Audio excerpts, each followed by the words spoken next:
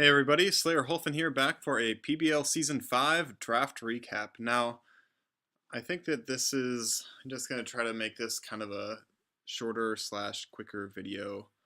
Um, I, uh, yeah, I am not really as prepared for this video as I try to be for a lot of my videos. So let's just kind of go through this and tell you what I took, kind of give you a few brief thoughts, but I'll try to keep it on the shorter side. Um, so starting off, like I said in my EGL Season 8 draft recap, there's a few Pokemon that I look at every time I draft that if they're still available I try to take, and again, none of those were available when it got to me. I was pick 14 though, so don't expect a Landorus T or Kyurem Black to be around for pick 14. Although Kyurem Black all made it all the way down to pick 13. Nyan got that right before me, so almost got it, but not quite. So it's looking at kind of what was left on the board, and there's nothing that really jumped out to me that I wanted to build a team around. So I just picked what I thought was the best Pokemon left on the board. And that was Jirachi. So Jirachi, we had Season 3 of the PBL last time it's in the PBL, so making its comeback. This thing is just incredibly diverse, really good stats and really good typing. Obviously, base 100s means it's very flexible in the roles that it can fulfill, and with Wish Pass and great moves on both the special and physical side, Calm Mind, Stealth Rocks, Thunder Wave. It's just a really good option. And Serene Grace obviously makes, I don't know, just really benefits you of running kind of those random abilities like Shadow Ball. Some of them, like, I definitely pay attention to this more with Jirachi because Shadow Ball versus, like, Psychic, I guess, like, not that you'd run either of those. I guess, like, on something like, I guess Gengar. I play Gengar week 1, but just like, oh, a 20% chance versus a 10% chance, like suddenly that becomes 40 versus 20 and becomes like much more relevant. So um, yeah, Serene Grace, just being able to flinch stuff down with Iron Head, slap a choice scarf on and flinch stuff down is always viable. I think I only did that once.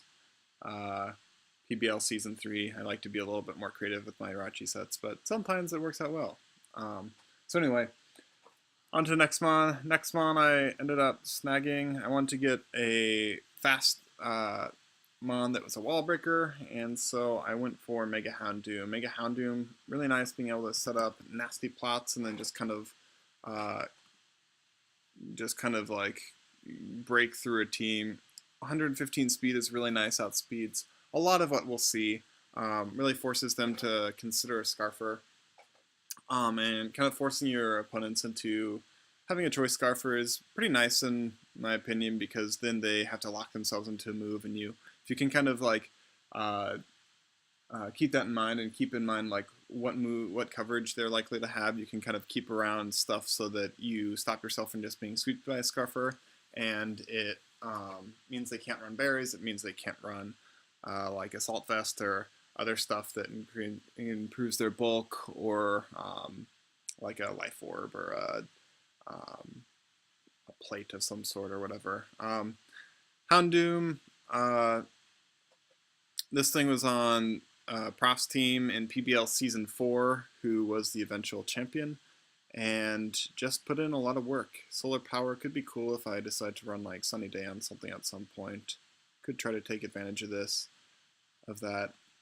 Don't want to say too much because some of the stuff I want to say about this thing I will be using in some of my early matches, so I think I'll just move on to the next Pokemon. Next up, we got Roserade. So this Mega Houndoom, Roserade, two of the Pokemon that Prof had on his team, so maybe copying him a little bit. Not really trying to copy Prof here, but Roserade is actually a Pokemon I've been wanting to pick up for a while now. Spikes Anti-Spikes is pretty nice, reliable recovery is great, hitting pretty hard on the special side, and speed is definitely serviceable, as well as Technician boosts any power of 60 or less to 1.5. Roserade is really the only, I think, definitely the best special attacker with Technician which is really cool because it basically just gives me a 90 base power coverage move of any kind that I could want. So that's really just a nice option to have on the team, and makes this thing's coverage really, really good in League format, because you can look at the team and say, oh, they're grass, they only have 3 grass switch-ins, and one of them is weak to Sludge Bomb, and the other 2 I can cover with HP Ice or whatever it is. Or, oh, they only have a few poison resists, and I can hit that with HP Ground, or whatever it may be. That Technician is very useful to be able to kind of cover what your opponent might be bringing. Natural Cure, obviously, also very nice. This thing also gives me Aromatherapy and a few other things, Leech Seed and stuff like that. So definitely a nice mon to have on the team. Next up, I almost picked this Pokemon second after Jirachi because I think it pairs pretty nicely with it, but I decided I could probably wait a little bit. Houndoom gave me some extra points that I wanted, so I wanted to get that sooner, and then when it got to, because I was 14th, Roserade and this next Pokemon were only a few picks apart, and I figured that Roserade was less likely to be taken, or was more likely to be taken by those other teams, so I wanted to get it first. But Togekiss, not Togedemaru, Togekiss is the next member of the team. Obviously, this paired with Jirachi, 2 Serene Grace Mons mean I can hax my opponents down, especially since this thing also gets Thunder Wave, so can have a little bit of scummy hacks there. But Togekiss also does a lot of other things. Nasty Plot, and can set up a Z Tailwind after a Nasty Plot. Oops, not Z Tailwind. I just have to look up Tailwind. It's got Tailwind support. It's got Heal Bell. It's got Wish. It's got Roost. It's got Soft Boiled. So it's got a lot of recovery options. Dazzling Gleam, no Boon Blast, so that's a little bit unfortunate. But Aura Sphere is kind of a cool coverage move. Ancient Power is really neat with Serene Grace. Maybe I'll bring dual Ancient Power with Jirachi and Togekiss sometime. I actually brought Ancient Power Jirachi one time in PBL Season 3 and got the boost, which is unfortunate for Alex, who got hacked out more in that game later, but it's kind of cool. Togekiss has some pretty good synergies with Jirachi just typing wise though, so glad to pick it up. Fills out another speed tier, got 115, 100, 90, and now 80, so speed tier is looking okay.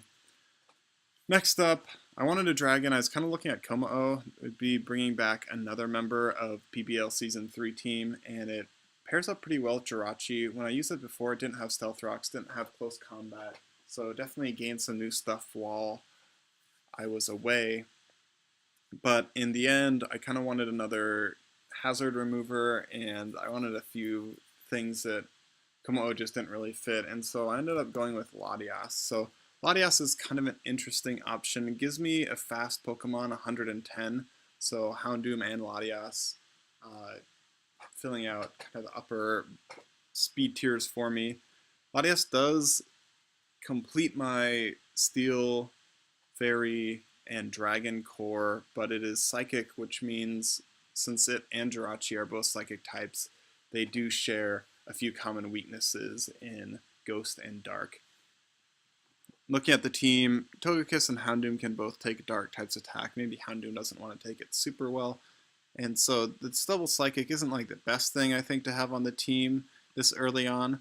But Ghost Psychic and I guess Bug is like Psychic's thing, but Jirachi resists Bug. Ghost and Psychic attacks, there's not that many Ghost types, powerful Ghost types in the format.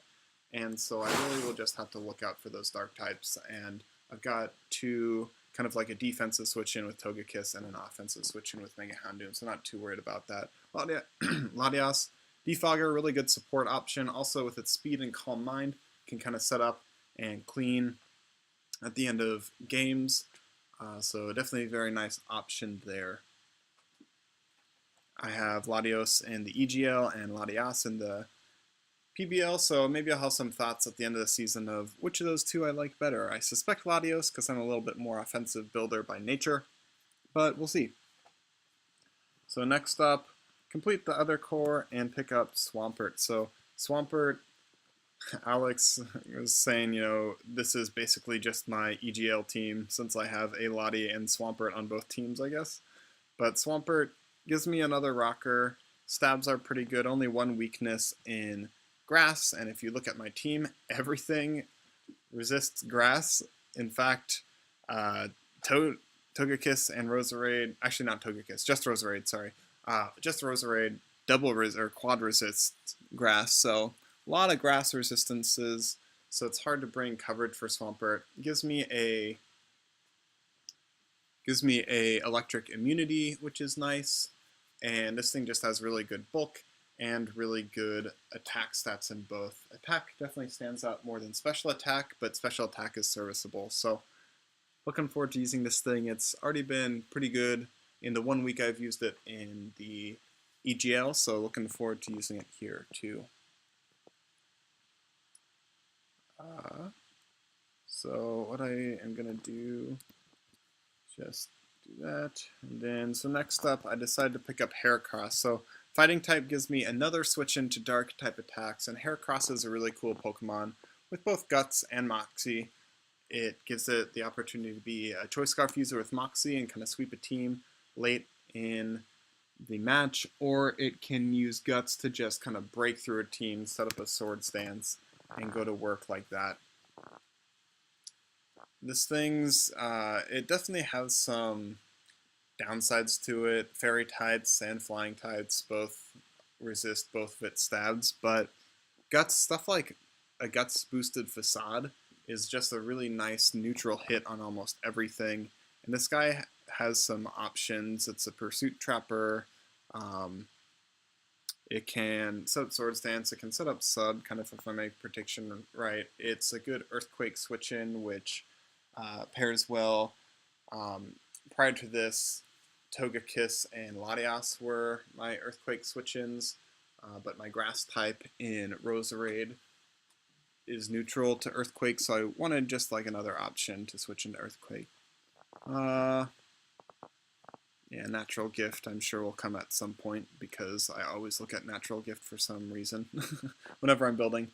Anyway, that's enough on that. Next up, I have Swampert, so I want another Electric immunity since Swampert does have the pretty glaring 4x grass weakness and no reliable recovery. So we're going to take another page out of Prof's book and go with Electivire. Electivire Motor Drive not only lets me sponge an electrical attack, but boosts my speed from that.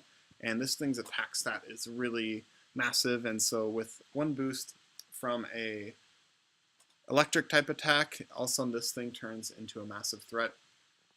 Also has pretty serviceable special attack, so can be more of a special attacker or just use that to make its volt switches a little bit more powerful. So definitely looking forward to using this thing. Speed tier of 95. A lot of my speed tiers are kind of grouped around the 115 to 80, I think, range, with the notable exception being Swampert at 60. But just wanted another electric immunity because Swampert is has that 4x weakness. So get that in Electivire, get some cool options. Vital Spirit could be nice in the right opportunity too, but Motor Drive also just lets me kind of have a good secondary option to absorb electric attack. So anyway, next up, I picked Swellow. Swellow was on PBL Season 3 team, and it was like the, how do I say this? It was always like a win con for me when I brought it, but it usually didn't get to the point where Swellow actually got to win. So I usually beat the opponent before Swellow even hit the field, so it ended up at the end of the season being brought like 7 or 8 times or whatever it was, and it only had a few kills because it never saw the field, it never saw any action. But Swellow is really, at its speed, it gives me, so now I have 125, 115, and 110 before we get to Jirachi at 100. So a lot of good speed on this team. Swellow has Guts and Scrappy, and with its abilities, it means, and just kind of its stats don't really stand out when you look at them. 85 attack and 75 special attack, but because it has Boom Burst on the special side, and it has Guts with Facade and Brave Bird, both really powerful moves on the physical side, it actually is pretty threatening on both of those. Really fast threat, can come in and clean games at the end, or can be used even to kind of break through an opponent's team. So Really enjoyed having Swallow on my team in PBL Season 3, and I hope to be able to actually let it see a little bit more action in PBL Season 5. So the final two Pokemon, there's some stuff I was looking at. Next one I got was Cryogonal, and I don't really want to go too much into Cryogonal, but it gives me a rapid spinner, it's got reliable recovery, and it's a pretty nice special defensive sponge, and also very speedy, so I don't really want to go too much into the reasons I got this, because it kind of involves talking about where I see it coming, like which matches I see it coming to, and I think that you can kind of take opponents by surprise when you bring your tier 5, and so I don't want to just say, like, these are the opponents that I'm going to bring this thing to. So, Cryogonal, it's on the team. It'll come, I'm sure, at some point. That's all you need to know for now. And finally, I was looking at some rock types. Originally I wanted Regirock, but that got taken. And then I was looking at Rhyperior, but that thing is slow and gives me another obvious 4 times grass weakness, which really makes my opponents consider grass coverage, which Swampert doesn't really like. And the other Pokemon I was thinking about was Lycanroc Midnight, and I saw that at one point. I watched a league format where a guy set up a Rock Polish with Lycanroc Midnight and then just swept the team, and I think that Rock Stab is actually pretty underappreciated in league format. There's only like 3 resists in fighting and ground and steel, and steels you can kind of pressure because steel covers so many like it covers psychic attacks and fairy attacks, and a lot of steels outside of like Skarmory and a few others don't really get the best reliable recovery. And I have one of those that gets reliable recovery in Jirachi on my team. So I really think that rock types, if you look at, I don't know, I've started to look at teams that I play and just kind of see what their weaknesses are, and rock almost always has a good matchup, and rock you can almost always pair Earthquake with it, and Edgequake is just really, really effective. So I wanted to get Lycanroc Midnight, but then I decided not to, and instead I got Shekel. So I had Shekel PBL Season 3 as well. I ended up trading it after week 2 or 3, I think. I only brought it once.